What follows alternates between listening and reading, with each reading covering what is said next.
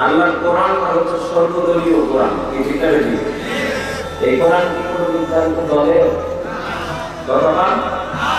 আল্লাহ বলছেন হুদাল লিন্নাস, পৃথিবীতে যত মানুষ আছে সব মানুষের হেদায়েতের জন্য নাযিল করা হয়েছে আল কোরআন, কি ঠিক না বেশি? আজকে নামাজে আমরা দাঁড়িয়ে একই ইমামের ইমামতিতে নামাজ পড়ি, সেখানে সব দলের লোকজন গিয়ে নামাজ পড়ি, কোন ভেদাভেদ থাকে, অশান্তি।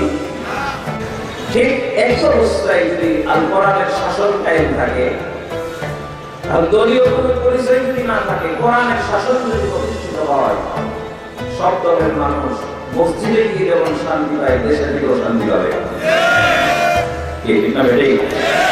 থাকবে না জুলুম, থাকবে না অভিশাপ, থাকবে না বেহিংসাতি, থাকবে না জেলাদারিসা, থাকবে না লুটপাট। কারণ যে আমি আলোচনা করলাম আমাদের বক্তব্য না, এই কথা হচ্ছে আল্লাহর কথা, কথা ঠিক হবে।